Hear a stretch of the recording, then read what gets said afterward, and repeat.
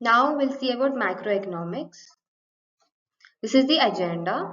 We'll be covering macroeconomics, inflation and its types, the causes, effects and managing inflation. We'll also cover the objectives and tools of fiscal policy, the effect of taxation on product, monetary policy, Niti Aayog, balance of trade and balance of payment.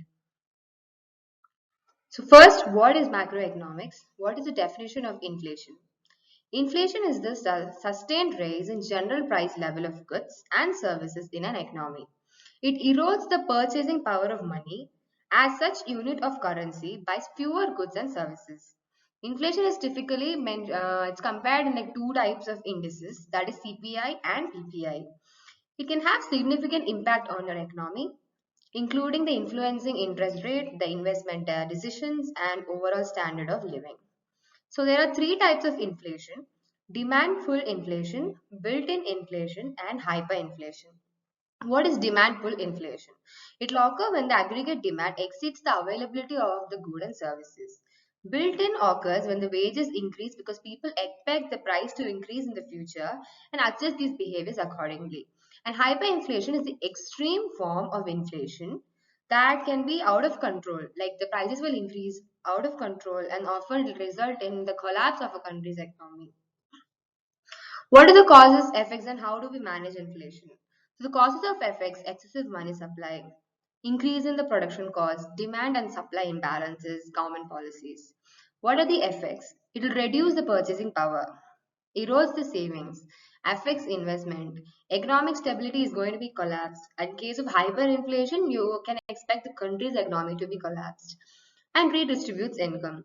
So managing this, you have to implement monetary and fiscal policies, control money supply and regulate the interest rates, managing government spending, etc. So now we'll see about the fiscal policy. What are the objectives and tools?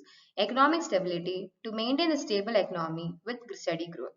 Promoting economic growth, maintaining price stability, that is to control the inflation and ensure that the prices of goods and services remain stable over time. Then income distribution, to ensure that the benefits of economic growth are distributed equitably across the sections of society. The tools are government spending, taxation, borrowing. These are kind of self-explanatory. Now we'll see about the effect of taxation. Influences the incentives to work, save, invest, and produce. Taxation can increase the cost of production that will lead to higher prices for the products. Affects consumer spending and business profitability. Taxes can impact the purchasing power of consumers and business profitability, as the cost of the product will increase because of these taxes.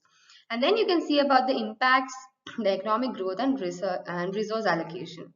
Tax policies can influence the allocation of resources and the overall growth of the economy and the country. Next, we'll come to the monetary policy. So, monetary policy, the objectives are to control inflation, maintain price stability, promoting economic growth. How do you promote economic growth? Is by influencing the interest rates and credit availability. Then there are some instruments, that is open market operations. These are like the central banks that will buy or sell the government securities to control the money supply and influence the interest rates. Reserve requirements. Central banks set the minimum percentage of deposits that can be held at the reserves, impacting the amount of money that the banks can lend. Next is the discount rate, the interest rate at which central banks lend to the commercial bank, influencing borrowing costs and the liquidity in the banking system. Now, what are some of the limitations of monetary policy? Time lags. The impact of monetary policy on the economy takes time to materialize. And limited control over these can, demand factors, and then monetary policy can influence the interest rate and money supply, but has limited control over the others. Niti Aayog is an Indian government think tank that promotes sustainable development and economic growth. So the policies of the think tank are provide strategic and technical advice, facilitate the cooperative federalism, promote sustainable and inclusive development, conduct research analysis, knowledge dissemination for the evidence-based policy making. Now, next is the balance of trade and balance of payment.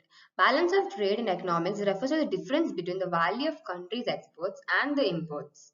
Then balance of payment. The balance of payment is a comprehensive record of all the economic transactions between a country and rest of the world over some specific period of time. It includes not only the balance of trade, but also the transaction in services, income, and financial flows. The balance of trade reflects the competitiveness of a nation's industries and its ability to meet the domestic demand while engaging in international trade. And by completing that, we have come to the end of the session. So I hope you had something to take away. And that was all. Thank you for patiently listening to me.